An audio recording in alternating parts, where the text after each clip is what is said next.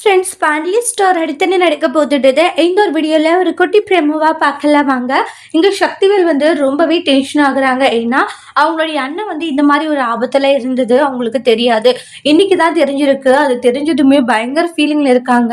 Discharge பண்ணி வீட்டுக்கு கூட்டிகிட்டு வந்ததும் அண்ணன் உங்களுக்கு இப்படி ஒரு பிரச்சனை இருந்திருக்கு, ஆனால் எங்ககிட்ட சொல்லாது இருந்துட்டீங்களேன்னு இதை நினைக்கும் போது மனசுக்கே ரொம்ப கஷ்டமா இருக்குன்றாங்க.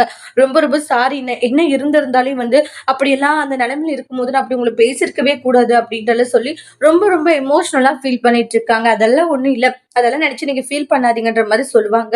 குமாருடைய கல்யாணத்தை வரை இதில் வச்சிருக்கேன், இதெல்லாம் சொல்லியிருந்தா முதல்ல உங்களுடைய உயிர்கள் பார்த்துட்டு அதுக்கப்புறம் கூட வந்து குமாருடைய கல்யாணத்தை வச்சிருக்கலாம். நீங்க இப்படி ஒரு ஆபத்துல இருக்கும் போது இதெல்லாம் தேவையான்னு வேற எனக்கு தோணுது. டே, இவ்வளவு தூரம் கொண்டு வந்துட்டேன், இப்ப இதெல்லாம் தேவையான வேற ஏன்டா இது பண்ணிட்டு இருக்க, முதல்ல வந்து அவனுடைய கல்யாணத்தை முடியுன்றாங்க, அதுக்கப்புறம் எதுவா இருந்தாலும் பாத்துக்கலான்றாங்க.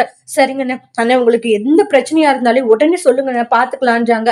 அதை விட்டுட்டு தேவையில்லாம வந்து உங்க மனசுலயே வச்சுட்டு இருக்காதீங்கண்ணே, என்ன சொல்றது புரியுதான்றாங்க. டேய், அதெல்லாம் எனக்கு புரியுது, நான் பாத்துக்கிறேன்டா, அதெல்லாம் நிறைய நினைச்சு நீ ஃபீல் பண்ணாதுன்ற மாதிரி சொல்றாங்க. சரி ஓகேன்ற மாதிரி சொல்லுவாங்க. அதுக்கப்புறமா வந்து டே முத்து, இவ்வளோ பெரிய பிரச்சனை இருக்கு உனக்கு, ஆனா சொல்லாம ஏன்டா முத்து மறைச்ச அப்படின்னு சொல்லிட்டு அம்மாச்சி ரொம்ப ஃபீல் பண்ணிட்டு இருக்காங்க. அத்தா எனக்கு ஒண்ணும் இல்ல அத்தான்றாங்க. டே, நீ ஒண்ணும் இல்லைன்னு சொல்ற, ஆனா இந்த விஷயம் எவ்வளவு பெருசு தெரியுமா, ஆனா நீ இவ்வளவு சாதாரணமா சொல்லிட்டு இருக்கேடா அப்படின்ட்டு ரொம்ப கவலையோடு இருக்காங்க. எனக்கு ஒண்ணும் இல்லை, என் கதிர் இருக்கிற வரைக்கும் எனக்கு ஒரு பிரச்சனையுமே வராதுன்றாங்க. அவன் என்னுடைய உசுரை எப்படி நாளே காப்பாத்திடுவான், அதனால அத்தான் நீ என்னுடைய உயிரை நினைச்சலாம் பெருசா கவலைப்படாத, அவன் என்னை காப்பாத்திடுவான் அப்படின்ட்டு சொல்லி பேசிட்டு இருக்காங்க. அதோட இந்த பிரமுவை முடிச்சிருக்காங்க.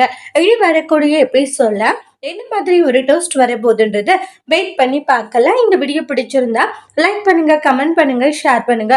மறக்காம நம்மளோட சேனலை நீங்க சப்ஸ்கிரைபர் பண்ணிக்கோங்க. Thank you friends.